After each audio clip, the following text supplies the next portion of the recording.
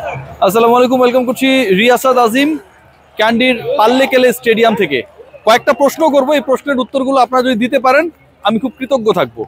1 নম্বর প্রশ্ন, এই ম্যাচে কি মনে হয় কেন মুস্তাফিজকে খেলানো হয় নাই? মানে যেই ক্রিকেটার আইপিএলে খেললো, 20 ওভার্স ক্রিকেটে খেললো, ভালো খেললো, এবং সেই পার্টিকুলার ফরম্যাটেই তো মুস্তাফিজ হচ্ছে বিশ্বসেরাদের একজন। তিনি স্কোয়াডে আছেন, ইনজুরি নেই, কিন্তু তাকে কেন খেলানো হয়নি? আজকের ম্যাচে সর্বনিম্ন স্ট্রাইক রেটে কে ব্যাট করেছে? এই ম্যাচে সবচেয়ে দৃষ্টিকটু ব্যাটিং আপনার কার লেগেছে? এখানে আমি দুটো অপশন দিতে পারি। একটা হচ্ছে লিটন দাস ক্যাপ্টেন, আরেকটা হচ্ছে শেষ পর্যন্ত আনবিটেন থাকা নাইম শেখ। 110 স্ট্রাইক রেটে ব্যাট করেছেন, 29 বল খেলেছেন, 32 রান করেছেন। বাংলাদেশ দল একটা ম্যাচে যে হারবে, সেই ম্যাচে হারার আগেই প্রশ্নবিদ্ধ সিদ্ধান্ত নিয়ে মোটামুটি হারটা নিশ্চিত করে ফেলেছে। আজকের এই ম্যাচে লিটন দাস এবং তার দলের যে অ্যাপ্রোচ, বাংলাদেশের যে টিম পরিকল্পনা, প্রশ্নবিদ্ধ একটার পর একটা সিদ্ধান্ত বাংলাদেশকে শুধু ডুবাই নাই, হাস্যরসাত্মক একটা অবস্থায় তৈরি করেছে। সবচেয়ে অবাক হয়েছে আমরা যখন ম্যাচ কাভার করছিলাম, শ্রীলঙ্কার সাংবাদিকরা খেয়াল করে দেখবেন যে 4 জন ওপেনার বাংলাদেশ দলে রয়েছে।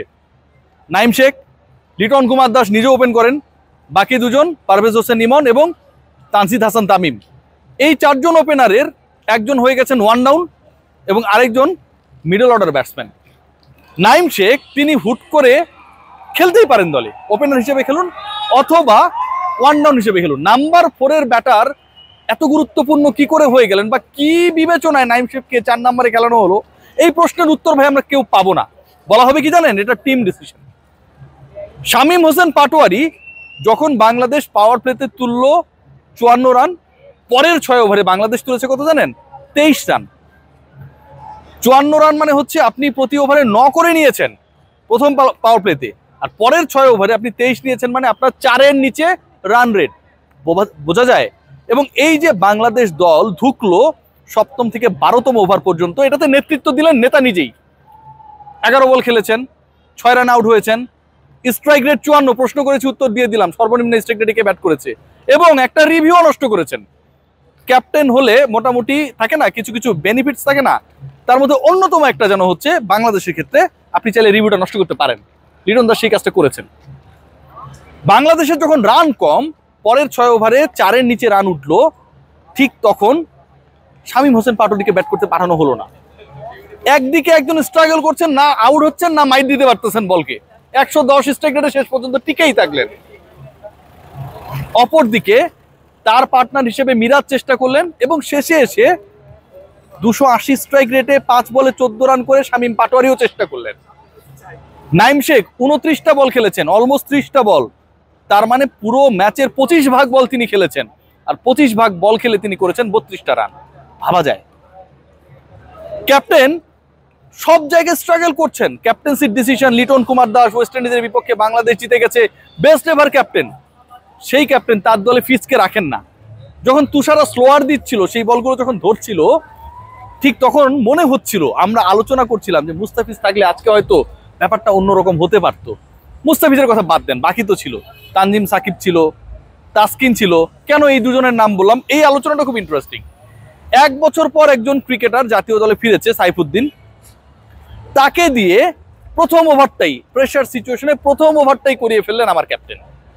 প্রথম 3 বলে 4-4-4 12 রান। সাইফুদ্দিনের মোরাল নষ্ট করার জন্য এতদিন পর যিনি জাতীয় দলে ব্যাক করেছেন, ওই প্রথম ওভারে এরকম একটা চ্যালেঞ্জে ফেলে দেওয়াটাই যথেষ্ট নয় কি? টি-20 খেলতে এসে ক্যাপ্টেন যখন এভাবে স্ট্রাগল করেন, ব্যাটিং অর্ডারে যখন ঠিক থাকে না, 4 নম্বরে কেন নাম, সেই প্রশ্নের উত্তর যখন আমরা পাই না, কিংবা যেই সিচুয়েশনে Shamim Hossain Patwari was very much needed, তখন তাকে নামানো হয় না, তিনি মাত্র 5টা বল পান খেলার জন্য, এর থেকে প্রশ্নবিদ্ধ সিদ্ধান্ত কি হতে পারে? জাতীয় দল যেন একটা মস্করায় পরিণত হয়েছে। লিটন কুমার দাসকে আমি কিছু বললে আপনাদের কারো কারো আতে ঘা লাগে ভাই। আপনি টি-20 খেলতে নেমেছেন, আপনি ক্যাপ্টেন, আপনি লিডার, আপনি যখন স্ট্রাগল করেন, প্রায় 2 ওভার আপনি খেয়ে দেন এবং আপনি 6 রানের বেশি করতে পারেন না, বাকিদের কাছে কি মেসেজ যায়? মিরাজকে কেন ভাই এত আগে নামাতে হবে? একটু পরে নামাতেন, ভালো খেলেছে, আরো পরে নামাতেন। শামীম পাটোয়ারিকে ওই জায়গাটায় নামাতেন, সেটা আপনি করবেন না। কেউ কেউ বলছিল আশপাশ থেকে শোনা কথা যে মিরাজ কাজকে ওই জায়গায় নামিয়েছে, ও যদি খারাপ করে তাহলে মোটামুটি মিরাজের ক্যারিয়ারটা শেষ, এরকম একটা আলোচনা চলছিল। আমি বিশ্বাস করি না, আবার বিশ্বাস করিও, কিন্তু যে ঘটনাটা ঘটেছে এটাকে আইডিয়ালি ঘটেছে। মুস্তাফিজের মতো ক্রিকেটারকে আপনি মানে বাংলাদেশে একটা জিনিস চলে না যে আপনি হচ্ছে টেস্টে ভালো করেছেন, টি-20-তে নামিয়ে দেওয়া হয়, টি-20 ভালো খেলেছেন, টেস্ট ক্রিকেটার বানিয়ে দেওয়া হয়। জাতীয় দলে মুস্তাফিজ আজকে কেন থাকবেন না, এই প্রশ্নের উত্তর সত্যি সত্যি দরকার। জবাবদিহিতার আওতায় এনে এই প্রশ্নের উত্তর খুঁজতে হবে। পুরো যে দলটার প্রতি 17-18 কোটি মানুষের আবেগ রয়েছে, ভালোবাসা রয়েছে, সেই দলটাকে নিয়ে যাচ্ছে তাই এখানে ঘটনা ঘটছে। লিটন কুমার দাস তিনি ক্যাপ্টেন, তিনি ডিসিশন মেক করেন, 11-এ তার একটা বড় প্রভাব থাকে, সেই তিনি না পারছেন নিজের ব্যাটিংটা ঠিকঠাক করতে, না পারছেন দলকে নেতৃত্ব দিতে। বাংলাদেশ দলের বিপক্ষে পাওয়ার প্লেতে 83 রান তুলে ফেললো শ্রীলঙ্কা, চিন্তা করতে পারেন। আর বাংলাদেশের 12 ওভার শেষে রান ছিল 27। আপনি যে শেষ পর্যন্ত 150 পেরিয়েছেন, সেটা ওই শামীম পাটোয়ারি অসাধারণ 5টা বল মাত্র পেয়েছিলেন, 2টা ছক্কার কারণে। এরপরে বলা হবে কি শামীম তো ফিনিশার, ও তো ওই রোলেই খেলবে। একটা দলে আপনার প্রিমিয়াম বোলার নেই, একটা দলের প্রথম 4 জন ওপেনার হচ্ছে 1, 2, 3, 4-এ ব্যাট করছে, একটা দলের প্রয়োজনীয় মুহূর্তে প্রয়োজনীয় ব্যাটারকে ব্যাটিংয়ে নামানো হয় না, একটা দলের বোলিং ইনিংস শুরু হয় যেই সাইফুদ্দিন ইন্টারন্যাশনাল ক্রিকেটের বাইরে 1 বছরের বেশি সময়, এবং সবশেষ ম্যাচে তিনি জিম্বাবুয়ের বিপক্ষে যখন খেলেছিলেন 4 ওভারের কোটায় দিয়েছিলেন 55 রান। সেই দলের কাছ থেকে আপনি ভালো কি আশা করবেন? বাংলাদেশের মানুষ যে আসলে ক্রিকেট নিয়ে এখনো কেন এত স্বপ্ন দেখে, এটার কারণ আমি খুঁজে পাই না। আমাদের ক্রিকেটটা নিয়ে কারো কাছে যেন একটা মস্করার জায়গায় পরিণত হয়েছে। প্ল্যানটা কি, এই প্ল্যানটাই কেউ বুঝতে পারে নাই। প্রেস বক্সে যারা ছিল, সমর্থক যারা ইনবক্স করছে, কেউ বাংলাদেশের প্ল্যানটা কি সেই প্ল্যানটাই বুঝতে পারে নাই। আর নাইম শেখ এই যে তিনি মাঠটা ভাড়া নিয়ে প্র্যাকটিস করলেন, আমার ভাই তিনি আসলে কোন জায়গায় মাঠ ভাড়া নিয়েছেন? এই 7,000 টাকা তো তিনি প্রত্যেকটা দিন লস করেছেন। 7,000 টাকা দিয়ে মাঠ ভাড়া নিয়ে প্র্যাকটিস করে জাতীয় দলে ফেরার পর স্কোর যদি হয় 29 বলে 32, 5 ওভার খায় দেওয়ার পর 32, তিনি যদি পুরো 20 ওভার খেলতেন তাহলে কত দাঁড়াইতো তার রান জানেন আপনি?